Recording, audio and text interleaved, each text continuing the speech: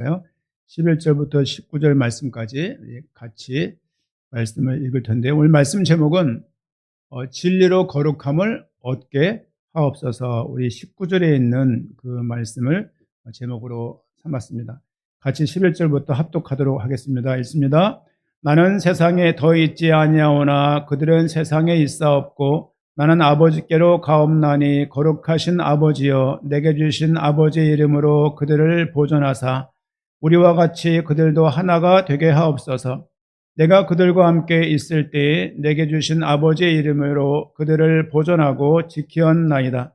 그 중에 하나도 멸망하지 않고 다만 멸망의 자식뿐이오니 이는 성경을 응하게 함이니이다. 지금 내가 아버지께로 가오니 내가 세상에서 이 말을 하옵는 것은 그들로 내 기쁨을 그들 안에 충만히 가지게 하려 함이니이다. 내가 아버지의 말씀을 그들에게 주었사오매 세상이 그들을 미워했사오니 이는 내가 세상에 속하지 아니함 같이 그들도 세상에 속하지 아니함으로 인함이니이다. 내가 비옵는 것은 그들을 세상에서 데려가시기를 위함이 아니요 다만 악에 빠지지 않게 보존하기를 위함이니이다. 내가 세상에 속하지 아니함 같이 그들도 세상에 속하지 아니하사옵나이다. 그들을 진리로 거룩하게 하옵소서. 아버지의 말씀은 진리니이다. 아버지께서 나를 세상에서 보내신 것 같이 나도 그들을 세상에 보내었고 또 그들을 위하여 내가 나를 거룩하게 하오니 이는 그들도 진리로 거룩함을 얻게 하려 함이니이다. 아멘. 2023년도에 제가 가장 많이 설교한 본문이 17장입니다.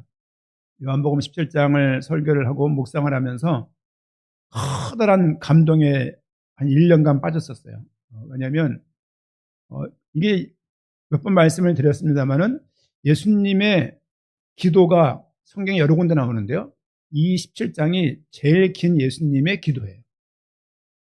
그런 의미에서는 굉장히 의미가 있죠. 그리고 마지막에 고별기도예요. 고별기도. 그러니까 13장부터 거의 16장까지는 전부 다 고별사를 하면서 발을 씻기는 장면, 이런 모든 것들이 본인이 십자가에 죽으실 것을 알고 마지막으로 그분이 고별사를 쭉 하신 다음에 기도하는 장면이 이 장이에요. 이런 맥락을 생각하게 되면 예사로운 내용이 아니죠. 그러면 성경 어떻게 되어 있는지 모르겠지만요, 저는 17장이 대부분 다 빨간색입니다. 여러분은 어떻습니까? 그 얘기는 무슨 말이냐면 순수하게 예수님 말씀만 적어놓은 거예요. 검은 글씨는 요한이 서술해 놓은 거예요. 서술. 빨간 글씨는 예수님의 말씀을 옮겨 적은 거예요. 그걸 생각을 하게 되면 예수님이 이렇게 긴 문장을 16장도 거의 빨갛고요, 15장도 거의 빨갛고요, 거의 다 빨갛습니다. 근데 17장은 거의 다 모든 절수가 빨간 것을 보게 되면 예수님께서 직접 하신 말씀이다. 어떤 성경은 여호와 하나님이 하신 말씀을, 구약 성경을 파란색으로 표현한 성경이 있어요. 저도 그 성경 하나가 있는데 레위기 같은 내용은 거의 다 파래요. 왜? 하나님이 모세에게 직접 말씀하신 거니까. 나머지 부분들은 그 저자가 서술한 거예요. 이렇게 서술하고 예수님 하나님 말씀을 적어놓고 서술하고. 이 내용을 17장을 그런 의미에서 의미했다 볼 수 있고요. 이것을 기도하신 다음에 18장에 잡히시는 거예요. 그런 것을 보게 되면, 그러면서 이 17장 내용이 어떤 영광, 기도, 거룩, 사랑, 이런 키워드로 이 내용들을 요약을 해서 작년 한 해 동안 이걸 붙잡고 너무 좋아하고 오래간만에 정말 말씀에 감동이 되어서 막 말씀 붙잡고 너무너무 감동하고. 그런 거 있어요. 설교자가 설교할 때 기본적인 주시는 은혜가 있어요. 왜 작가들이 글을 쓸 때, 작곡자들이 노래를 할 때 어떤 시상 같은 게 이렇게 있잖아요. 만약에 청춘이다, 그러면 어떻게 표현해야 되겠다. 그런 것처럼 설교자에게 주시는 어떤 말로 형언할 수 없는, 설교하다 보니까 느끼는 거예요. 단순하게 문해력을 가지고 파악하는 게 아니고, 단순하게 성경 그냥 기분 컨디션 따라서 말씀을 이렇게 이해하는 게 아니고, 끊임없이 쭉 계속 주시는 어떤 그 줄기가 있어요. 줄기.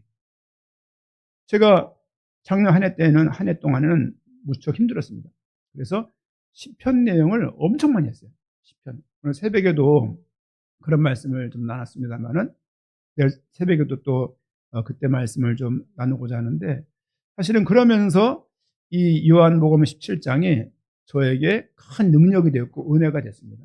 설교자가 속이 시끄러운데 매 순간순간 설교를 해낸다는 것은 또 다른 은혜가 필요합니다. 보통은 마음이 복잡하고 마음이 괴로우면 단 내버려 두고 휙 여행 갔다 오잖아요. 일반인들의 모습입니다. 목사는 계속 그 자리를 파수하면서 얼굴에 아주 아무런 문제가 없는 것처럼 강단에 딱 올라가면 또 그 말씀을 대화할 수 있는 그런 은혜를 주시는 것 같아요. 저는 요즘에 숨이 차요. 호흡이 확보되는 게 아니라 뭐가 빼곡해가지고 4월 말 이후로 뭐가 빼곡해서 특별한 어떤 메시지를 계속 받으면서 부르심이랄지 교회랄지 거룩이랄지 영광이랄지 그러면서 복잡하고 감정선이 건드려지는 목사는 감정 노동자일 수도 있습니다. 어떤 면에서는.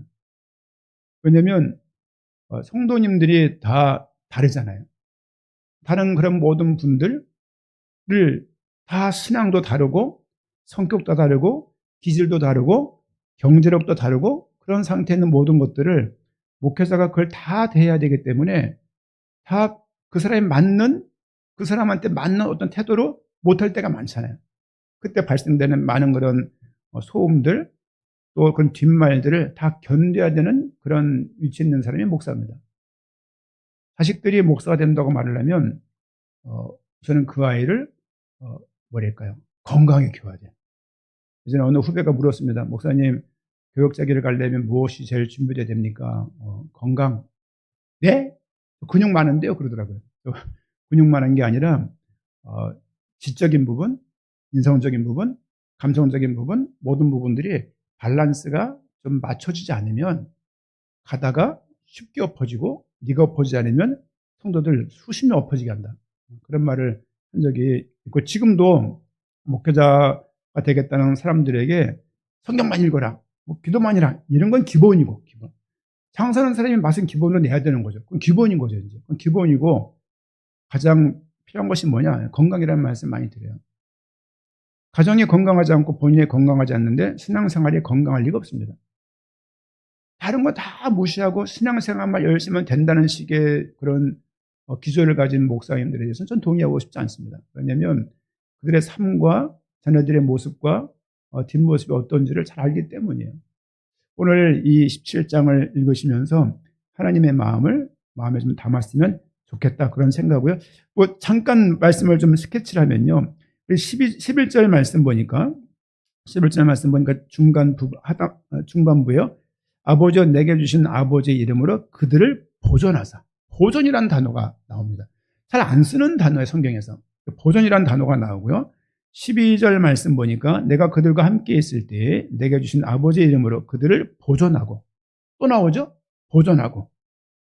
계속 연거푸어 주시는 말씀이 뭐냐면 보존이라는 단어를 계속 말씀을 주는 장면. 또 15절 말씀 보니까 내가 비없는 것은 그들을 세상에서 데려가시기를 위함이 아니요 다만 악에 빠지지 않게 보존하시기를 위함이니이다.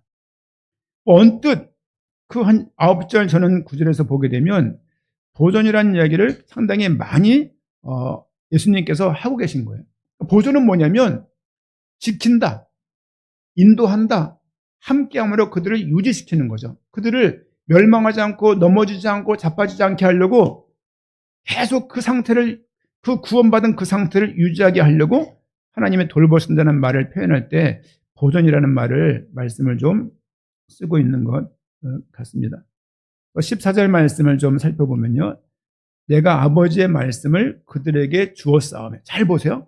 내가 아버지의 말씀을 그들에게 줬대요. 예수님이 하시는 말씀이요. 하나님, 내가 아버지의 말씀을 내가 그들에게 줬어요.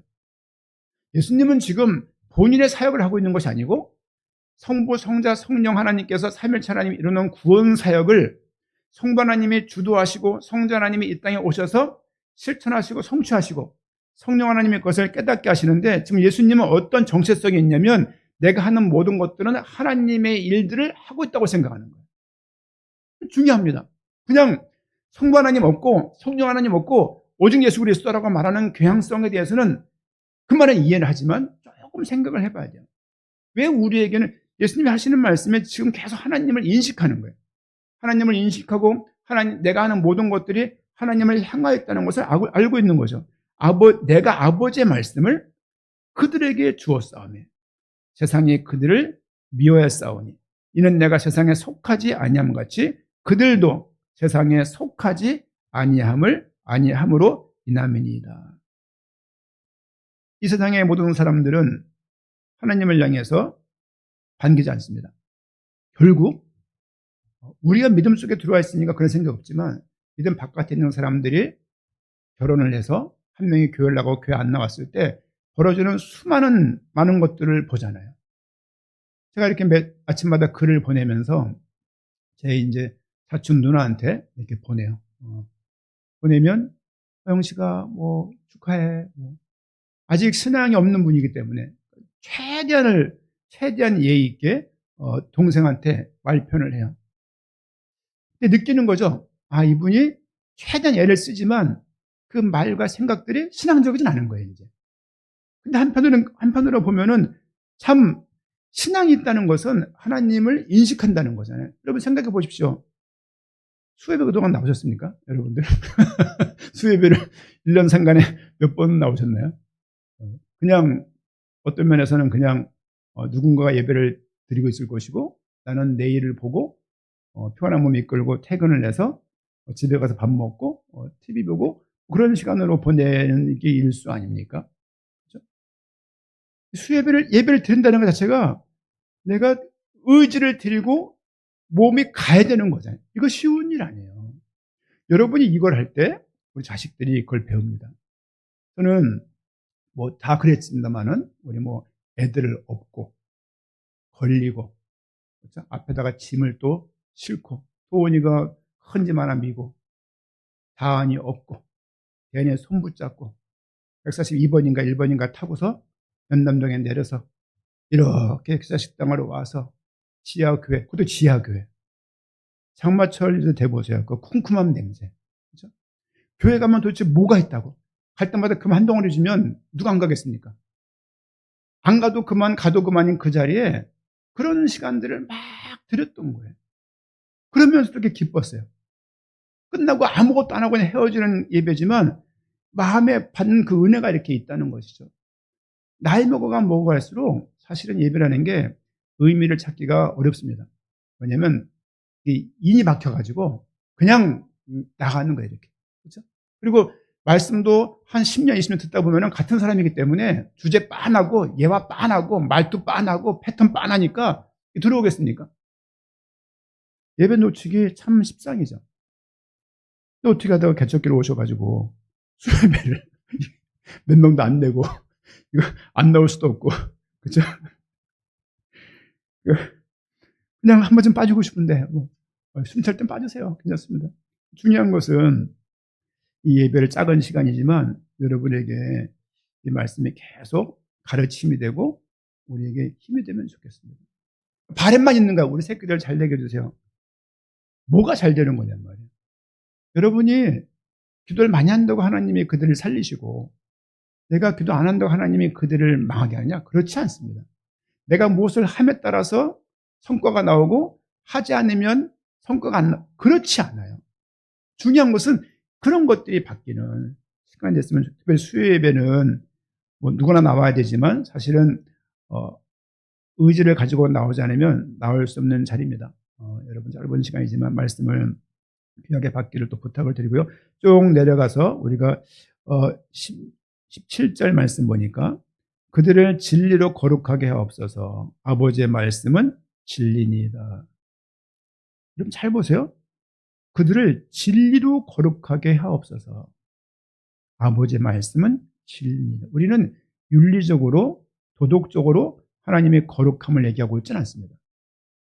여러분 윤리적인 거룩이 최고의 거룩이라면 신사임당이랄지 이일국이랄지 이일할지 이런 사람들이 한국에서는 오히려 최고의 선을 가진 사람이라고 공자랄지 맹자랄지 하지만 이 거룩은 우리가 열심히 노력해서 얻어낼 수 있는 게 아니에요.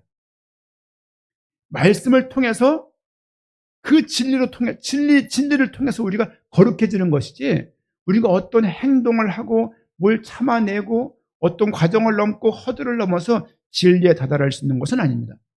로마서 8장 30절 말씀 보니까 잘 아시죠? 제가 계속 강조하는 말씀인데 미리 아시고 미리 정하시고 그를 적당한 때에 부르시고 그는 사건 때문에 나왔고 사고 때문에 나왔고 건강 때문에 나왔고 어떤 일이 있어서 교회에 그걸 계기로 나왔다고 말을 하지만 하나님은 그걸 통해서 부르신 거예요. 부르시고 그 부르신 그자들을 의롭게 하시는 거예요. 하나님이 하시는 거예요. 의롭게 하시고 영화롭게 하셨느니라. 과거 완료된 겁니다. 우리가 보기에는 아직 멀었고 아직 초짜 같고 초보 온전의 믿음을 갖고 살아가는 것 같지만 하나님 보시기엔 이미 끝난 거다. 구원은 완전한 것이다. 그럼 우리 입장에서는 아직 완성되지 않았다. 완성되는 과정을 우리가 경험하는 거예요. 삶의 과정이 그것입니다. 여러분 200만 인구가 출애굽을 갈 때 왜 흑암을 꺾지 않았을까요? 왜 하나님이 인도하셨고 홍해를 건너게 했는데 수많은 광야를 가면서 불편한 그 속에서 왜 사탄 마귀를 꺾지 않았을까요? 우리는 왜 꺾고 있을까요? 무슨 차이일까요 이게? 왜 그들은 모세오경 자체에서 그런 말이 안 나올까요? 왜 우리는 그것을 확대해가지고 그거 위주로 신앙생활을 하고 있는 것도 뭘까요? 성경을 기본으로 안 삼게 되면 어느 순간에 한 목회자의 개인적인 기질과 성향과 갖고 있는 신학 체계와 신앙에 따라서 그게 우리 거가 될 수 있는 거고요. 항상 성경을 가지고 조명을 해보셔야 돼요. 하나님은 우리의 거룩을 이루시는 주체이십니다. 우리 거룩을 거룩해서 구원받는 게 아니라 구원받았기 때문에 거룩해지고 있는 거예요. 이것은 한 평생을 통해서 이루시는 거예요. 저는 돌아가시는 분들을 많이 봤습니다. 숨이 깔딱, 사람이 어떻게 죽습니까? 숨차 죽어요. 숨이요. 숨이 마시기만 하지, 그러니까 내뱉기만 하나? 숨이 안 들어가. 안 들어가니까 이분이 숨을 갓비셔요. 그렇게 하다 어느 순간에 깔딱! 그런 소리가 나요. 또 그런 소리가 날 건데, 웃음소리지만 그 사람한테 마지막 숨이에요. 뭐 딸깍 그런 소리 나면서 그냥 여기 평안히 가시는 거예요. 숨차 죽는 거예요. 아기 때 우는 보십시오. 소리가 얼마나 큰지. 복식을 하면서 말했던 그 사람들이 나이 먹어서 숨이 가빠지고 가빠지다가 나중엔 숨차 죽는 거거든요. 그 생각을 보면서 그렇게 돌아가시고 빼짝 말라 돌아가시지만 하나님은 그 상태를 가장 영화롭게 보시는 거예요. 아니 뭐 거룩해졌으면 잘 돌아갔을 때까지 머리가 막 흰머리가 검은 머리가 나고 피부에 광기가 나고 그래야 되는데 빼짝 말라서 저는 이경 집사님의 죽음을 지금도 기억이 납니다. 그 덩치 큰 분이 빼짝 말라서 눈이 퀭 해가지고 순천향병원인가요? 돌아갔을 때 마지막 장면을 새카매져 갖고요. 제 아버지 죽음을 기억합니다. 빼짝 말 다 탈수돼요. 결국에는 거구도 작은 몸이 돼요. 이것을 거룩한 모습이라고 여기기엔 너무 인간적으로 보기엔 너무 비참한 거죠 사실상. 하나님께서는 우리를 영화롭게 하고 계시고 욕심적인 그런 모습이 있을지 모르겠지만 하나님께서는 그를 거르고 이루시고 그때 영화롭게 하심에 완성하시는 단계가 그 단계가 아닐까 생각이 듭니다. 19절 말씀 보니까 또 그들을 위하여 내가 나를 거룩해 하게 하오니 이는 그들로 진리로 거룩함을 얻게 하려 함이니라. 보십시오. 거룩함을 얻게 하는 거예요. 거룩함을 이루자가 아니에요. 슬로건으로는 좋은 것 같아요. 거룩해지자. 거룩을 향해 살자. 슬로건으로는 좋은데 잘 따져보게 되면 합당한 얘기가 아니에요.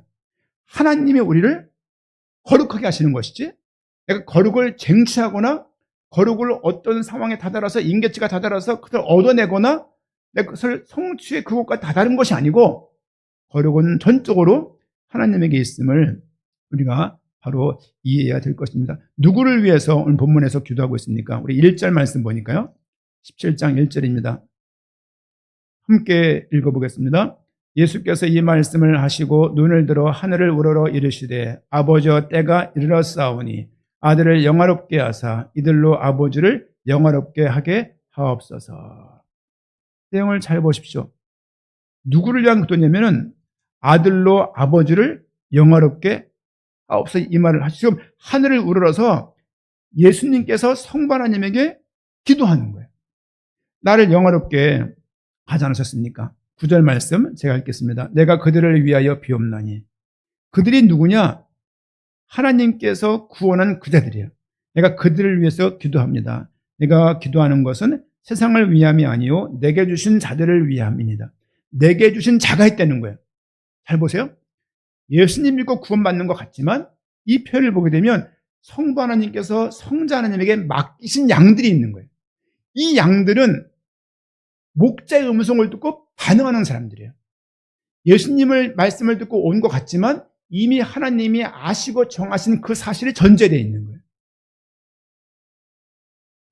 내게 주신 사람들이 나를 믿게 되는 거예요. 이거는 이런 신앙 관점들은요 굉장히 중요한 겁니다. 그들은 아버지의 것입니다. 9절 말씀 하반절에 그들은 아버지의 것이래요. 이 얘기는 무슨 말이냐면 예수님을 믿고 신자가 된 것 같지만 사실은 성부 하나님께서 구원하시고 선택하신 자이다. 그들이 예수님을 바라보고 하나님께 나왔다. 하나님 만나는 길 예수 그리스도 아닙니까? 결국은 그들이 누구냐? 그들은 아버지 겁니다. 그들은 아버지 거라는 거예요. 그렇죠? 성경에서 성부 하나님에 대해서 얼마나 많이 나와 있습니까? 성자 하나님은 항상 성부 하나님을 가리킵니다. 성령 하나님은 성령이 아니면 예수를 주라고 시인할 수 없다. 성령은 성자를 지향하고 성자 하나님을 향해서 전달하고 선포하고 성자 하나님은 항상 성부 하나님을 향해 있는 거예요. 우리는 왜 근데 맨날 예수 그리스도라고 말만 합니까? 뭔가가 밸런스가 안 맞는 거예요. 삼일체라고 말을 하지만 삼일체적인 신학적인 체계, 지식, 믿음, 이해가 없는 거예요. 그냥 오직 예수 그리스도. 예수 그리스도. 천재 제사장, 하나님 만나는 길, 죄 문제 해결하는 제사장, 하나님 길 대신 선지자, 이 정도 이해를 가지고 있는 거예요. 그냥 공식화되어 있고 개념화되어 있어요. 거기에 대해서 기쁨도 없고 생명도 없고 아무런 즐거움도 없고 그게 무슨 의미인지도 몰라. 여러분, 근래 노벨문학상 타신 분이 있잖아요. 이름이 한강인가 두만강인가 있잖아요. 그분이 하는 말이 그냥 별거 아닌 말인데 말을 저렇게 어벙하게 하나 싶을 정도 이렇게. 근데 매일 하루라도 한 문장을 읽지 않으면 인생이 무슨 낙이 있어요 그러는 거예요.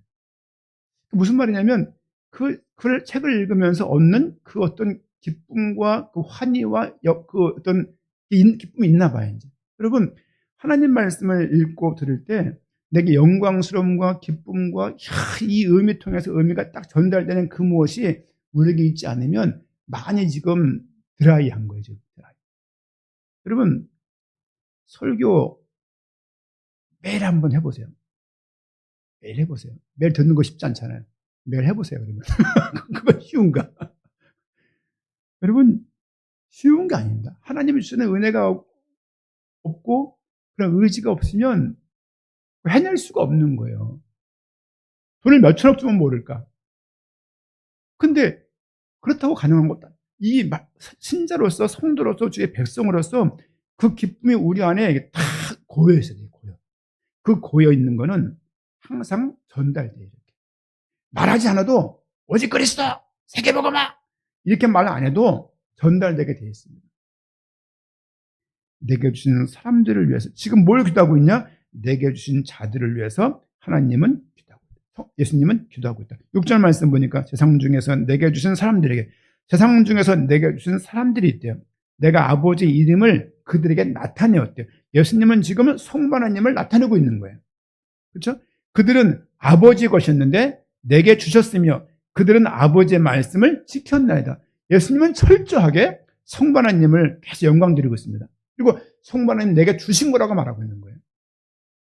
그런 의미에서 미리 아시고 정하시고 부르셨다는 이 말이 그때 이해가 가는 거예요. 아, 이게 예수님을 믿음으로 구원받는 것 같지만 결과적으로는 하나님께서 택정하신 사람들이고 택정한 사람들은 예수님의 말씀을 듣고 아멘할 수 있는 그런 사람들인 거예요.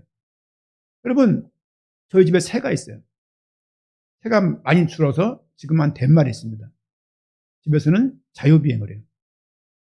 똥낙하, 밥 먹을 때 같이 밥 먹고 달걀도 먹고 그냥 좋아하는 게 있어요. 저희가 아침에 하면 새 모닝똥도 이렇게 새 똥류 봤나요? 우리 집에 아주 당연한 일상이에요. 아침 모닝똥이 대박입니다. 그것만 잘 치르면 나머지는 다 점 같은 똥을 싸요. 그 새들이 통제가 되는 거야, 통제가. 그걸 보면서, 야, 참, 주인의 음성을 들어요. 그리고 제가 1순위거든요.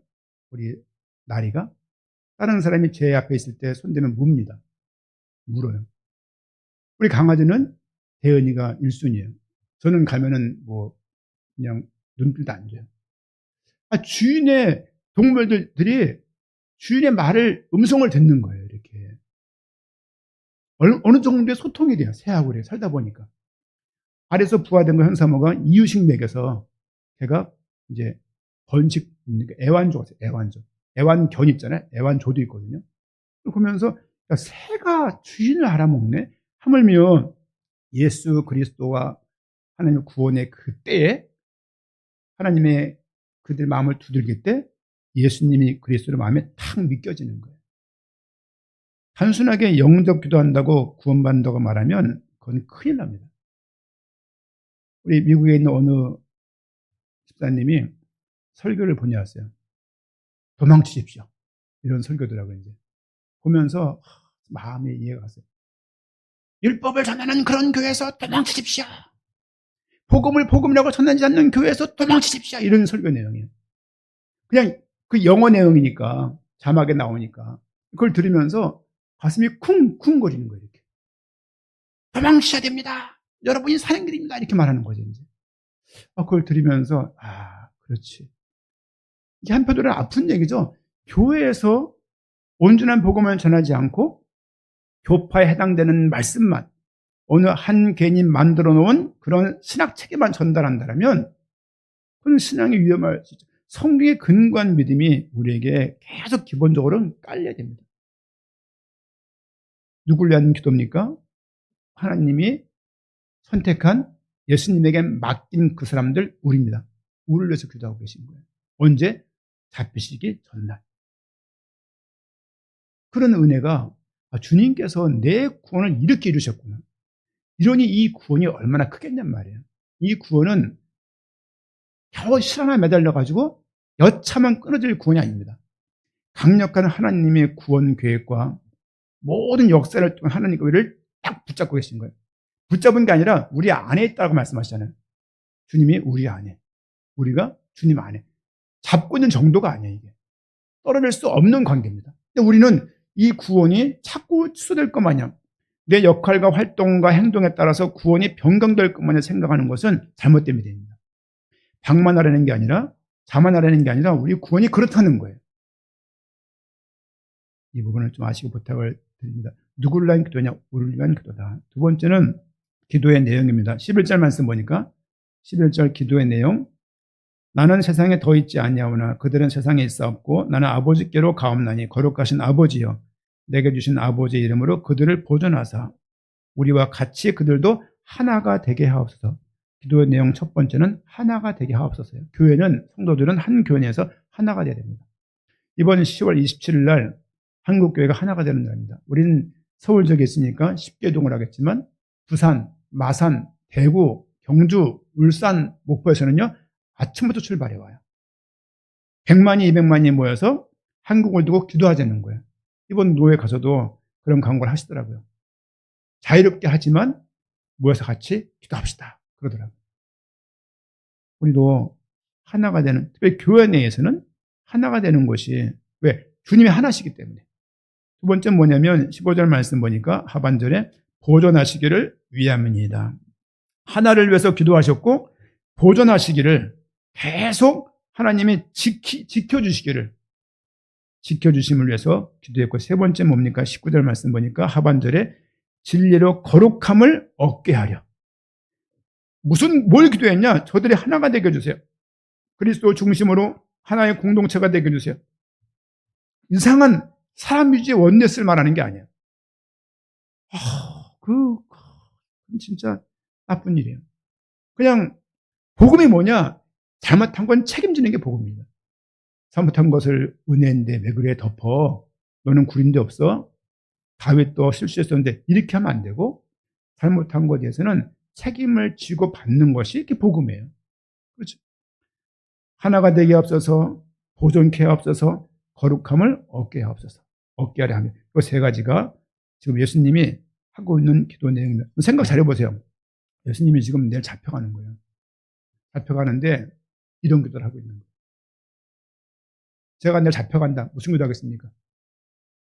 전기세 말이야. 25일날 꼭 내야 되고, 그 화분 물 안 주면 죽어. 이런 거 하겠습니까? 비밀번호 어디에 있고, 금고는 어디, 이런 거 말할 거 아니에요. 예수님은 지금 당장 내일 고난받을 걸 충분히 알면서도 불구하고 기도하는 게 누구를 위해 기도하냐? 우리를 위해 기도하는 거예요. 우리를 위해서. 우리 구원이 그 정도인 거예요. 그냥 겨우 받은 몇십 원짜리 구원이 아니고 하나님의 영광을 받아서 이 땅에 오신 예수님께서 하나님께 영광을 드리기 위해서 그 구원 사역을 진행하시는 거예요. 요한복음 19장 30절 뭐라고 말하고 있습니까? 내가 다 이루었다. 이 이야기는 내 문제 해결됐다를 의미하지는 않습니다. 그렇게 말씀을 껴맞추면 번영신학입니다. 그 말은 내가 온 이유를 온 어떤 그 목적을 이제 다 이뤘다는 거예요. 다 이룬 시점에 결론의 행동이 뭐였냐? 십자가의 죽으심이에요. 그 죽으심은 하나님의 구원 사역의 정점인 거예요. 이제 그것을 통해서 율법을 만족시키고 율법을 충족시키고 율법을 폐기한 것은 아니지만 이 모든 것들을 백성들이 지키지 않아도 살 수 있을 정도의 구원을 우리에게 주신 거란 말이죠. 여러분, 구원이 크다는 것에 대해서 동의하셔야 되고 구원이 완전하다는 것에 대해서 여러분이 계속 이해하고 있으셔야 돼요. 구원은 결코 취소되는 것이 아니다. 그 마음대로 행해야지. 아직까지 믿음이 적은 자인 거예요. 이제. 그거를 부모가 말씀을 늘 크게 틀어놓고 막 듣게 한다고 되겠습니까? 결코요. 무슨 어디 보낸다고 되겠습니까? 훈련으로 될 것 같으면요. 해병됩니까? 훈련으로 되게? 이거는 하나님이 깨닫게 해주셔야 돼요. 여러분, 거룩하게 없어서 꼭 기억하십시오. 거룩은 어떻게 거룩하게 되느냐? 17절 말씀에 진리로 거룩하게 하옵소서. 말씀을 듣는 가운데 말씀이 우리에게 들려지고 들려진 말씀이 신앙의 체계를 이루고 어떤 신앙의 지혜, 사고의 어떤 바탕이 되어지고 그 바탕 가운데 그 들었던 말씀들이 연결되고 연결되어서 우리에게 큰 믿음의 행동과 믿음을 갖고 살도록 만들어주는 그 토대가 되어집니다. 진리로 거룩함을 얻게 하옵소서. 요한복음 8장 한번 말씀 봅니다. 요한복음 8장 32절 말씀. 32절, 31절부터 같이 한번 읽겠습니다. 시작. 그러므로 예수께서 요한복음 8장 31절, 32절 같이 읽겠습니다. 그러므로 예수께서 자기를 믿은 유대인들에게 이르시되 너희가 내 말에 거하면 참으로 내 제자가 되고 진리를 알지니 진리가 너희를 자유롭게 하리라. 말씀을 알아가는 그 가운데 예수 그리스도가 진리예요. 성경은 그리스도 목적적으로 기록됐습니다. 하나님은 예수 그리스도가 오신다는 것을 예언하셨고 구약에서 신약에서 오셨다라고 말하고 있는 거예요. 결국 그 예수 그리스도는 성부 하나님을 드높이고 있는 거예요. 이런 구조가 삼위일체 하나님의 역사가 무엇을 향해서 나가고 있냐? 우리의 구원을 이루기 위해서 계속 거룩함을 얻어진 것을 우리가 알 수 있도록 돕는 과정들이 말씀을 듣는 과정이라고 말할 수 있습니다. 신랑의 소유는 다 신부 겁니다. 그렇죠? 신랑인 그리스도의 것은 다 우리의 겁니다. 예를 들면 신랑의 위치가 신부인 우리의 위치이고 신랑의 소유가 신부의 소유인 거예요. 신랑의 현재 상황이 신부의 현재 상황인 거예요. 신랑이 슬프면 신부가 슬픈 것이고 신랑이 대박이 났으면 신부가 대박이 나는 거예요. 이게 정상 아닙니까? 그런 의미에서 그분이 거룩하시기 때문에 우리가 거룩하게 되는 거예요. 이런 것이지 주님의 거룩은 거룩이고 이 거룩을 우리가 닮아가려고 애를 써서 얻어줄 수 있는 것마냥 말하는 것은 조금 성경에서 말하는 그 초점과는 다른 것입니다. 계속 오늘 말씀을 드리고 있는 방향의 내용은 주님께서 우리를 거룩하게 하였음을 오늘 17장 내용에서 했던 말씀처럼 19절에서 그들도 진리로 거룩함을 얻게 하려 함이니이다. 우리는 거룩한 해가는 과정 가운데 있는 거예요. 남편이 아내 봤을 때 거룩한 모습이 있습니까? 없습니다. 아내가 남편 보면 거룩한 모습이 있습니까? 자녀가 아빠 봤을 때 거룩한 모습이 있습니까? 없습니다. 없는데 하나님은 거룩하게 했다는 거예요. 이게 놀라운 거예요. 우리가 보기에는 하나도 안 거룩한데 하나님은 우리를 거룩하다고 여기는 거예요. 이 여긴 사실을 맞다라고 인정하는 게 신앙입니다. 그 사실에 난 내가 봤을 때 그런 모습이 아니지만 그렇다라고 순종하는 게 성경에서 말하는 순종인 거예요. 순종은요, 하기 싫은 것을 해내는 그런 차원의 순종을 말하는 게 아니고 하나님이 이루신 그 큰 구원을 네가 믿으라는 거예요. 그렇다라고 여기라는 거예요. 우리는 한평생 우리 삶을 보면서 한 번도 나는 구원받기에 적당한 모습이 아니라는 것을 늘 고백하게 될 거예요. 하나님은 그것을 기뻐하시는 거예요. 누가 감히 나 효자야, 누가 그런 말 합니까? 아마 그놈은 효자가 아닐 거예요. 진짜로. 진짜 효자는 자신의 부족함을 늘 말하는 그 사람이 진짜 효자일 겁니다. 마찬가지로 부족함이 많으면 실제로 알고 주님께 나아갈 수 있는 그 자가 어떤 면에서는 주님의 거룩함 가운데 부름받은 자의 모습이 아닐까? 그런 생각을 또 하게 됩니다. 오늘 말씀을 좀 요약하고 정리합니다. 우리를 위해서 기도하셨다. 우리의 구원을 위해서 기도하셨다. 하나가 되기를, 그들이 보존되기를, 거룩하게 되기를 하나님은 기도하고 계시다. 또 그분은 계속 우리를 보존하실 것이다. 보존. 하나님의 성령을 통해서 보존하는 거예요. 보존 뭔지 아시죠? 다 보존해야 돼요. 그렇죠? 그럼 보존인가요? 보존 다른 것 같은데 어쨌든 계속 어떤 유지시키고 그 상황에서 그들이 망하지 않도록 그들이 계속 많은 괴계를 당하지만 살아갈 수 있도록 보존케 하시는 하나님의 역사가 그리스도의 마지막 기도 가운데 있다는 것은 참 묵상을 해야 될 부분이 아닌가 생각을 합니다. 성부, 성자, 성령, 삼위 하나님의 협력 공동 사역이 구원 사역입니다. 우리의 구원은 늘 말씀을 드려요. 관계적인 겁니다. 관계적인 겁니다. 상태적인 게 아니에요. 거룩도 관계적인 거예요. 신랑의 위치가 신부의 위치인 것처럼 그리스도가 거룩하니 우린 더불어 거룩하여 졌다는 거예요. 이건 세상에 없는 논리입니다. 성경에만 있는 진리의 논리예요. 근데 이것을 계속 노력이 부족해서 그런 것 마냥 이렇게 저렇게 충성하지 않았기 때문에 그 충성은 그 나오는 횟수에 따라서 달라지는 거죠. 많이 나오면 충성한 것이고 안 나면 불충성한다라고 여겨지게 되면 그거는 교회에서 만들어 놓은 또 다른 율법이에요. 율법. 주님께서 율법을 다 이루셨고 우리가 세 계명을 주셨는데 그 세 계명이 뭐냐? 서로 사랑하라예요. 저는 복음을 전하면서 무리하게 행했습니다.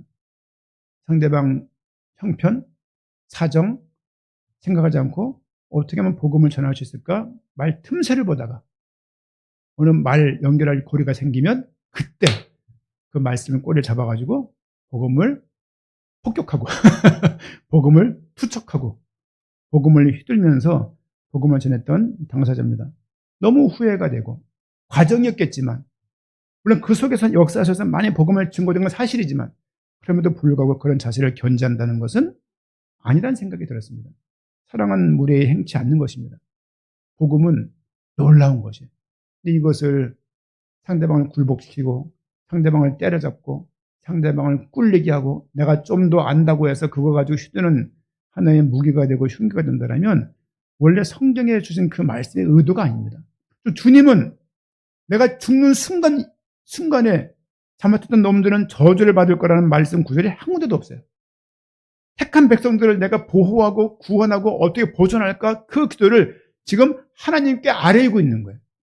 그냥 어떤 소원을 빌린 게 아니라 성부 하나님에게 나를 보내신 성부 하나님에게 지금 기도하고 있는 거라고요. 이게 놀라운 거예요. 주님의 능력으로 충분한데 그 성부 하나님께 또 간구하는 거예요. 당신이 나에게 맡긴 자들 아닙니까? 이들을 하나님이 도와주세요. 하나님이 도와주세요. 이들을 지켜주세요라고 말하는 것이죠. 그 하나님이 예수님의 기도에 응답 안 하시겠습니까? 생각해보고 너 하는 꼬라지 좀 보고 별거 아니에요.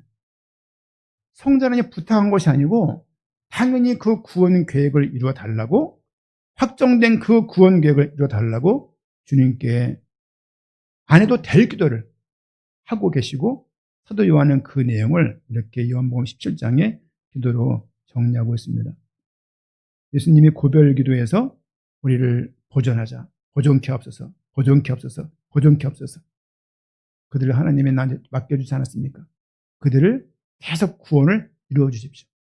진리로 그들을 거룩하게 살아갈 수 있도록 도와달라는 그런 말씀들이 제 가슴에 굉장히 큰 의미로 다가옵니다.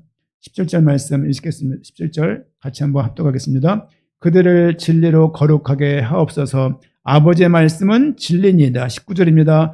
또 그들을 위하여 내가 나를 거룩하게 하오니 이는 그들로 진리로 거룩함을 얻게 하려 함이니이다. 아멘. 내가 나를 거룩하게 하오니. 내가 나를, 무슨 말입니까? 제사장은 제사를 드리기 위해서 먼저 본인을 거룩하게 해요. 먼저 본인을 정결 예식을 해요. 그 다음에 제사를 드리는 거거든요. 이 이야기는 무슨 말이 예쁘냐면 내가 곧 내일이면 잡히는 거예요. 18장 왜 뭐라고 써 있습니까? 잡히시다 써 있지 않습니까? 지금 예수님께서 십자가에서 대제사장의 역할을 감당하고 그 거룩게 됨으로 말미암아서 택한 모든 백성들, 맡긴 모든 백성들이 더불어 거룩해질 것을 말씀하는 거예요.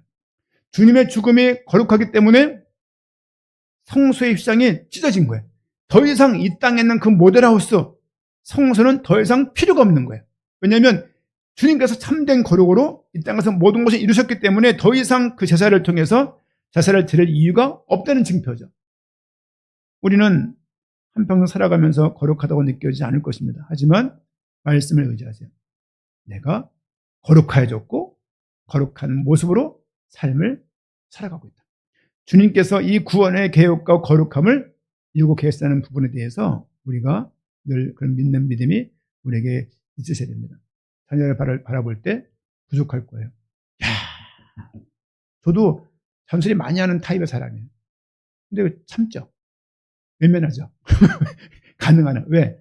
한마디 하면 강화가 돼서 또 해야 되고 또 해야 되고 더 해야 되고 더 크게 되기 때문에 그냥 그때마다 그냥 작은 소리 한숨을 쉬며 또 돌아서죠. 왜? 그게 제 방법이니까. 왜? 그런 것처럼, 하지만 그들도 하나님의 선택한 백성이 맞으면 그들도 하나님이 보존을 하시려고 인도하고 계심을 믿는 믿음이 있어야 할 것입니다. 신앙의 어떤 자존감이 탁 떨어져서 광야에 있는 것처럼, 동굴에 있는 것처럼, 수렁에 빠진 것처럼, 넘어진 자처럼 살아가는 사람들이 많이 있습니다. 도우시고 그들에게 또 권면하시고 당신의 구원이 포기되지 않는다는 것을 알게 해주시고 또 그들을 두고 기도하다가 차도 마시시고 그러시면서 그들을 돕는 것이 우리에게 주어진 일상의 전도가 아닐까 그런 생각합니다.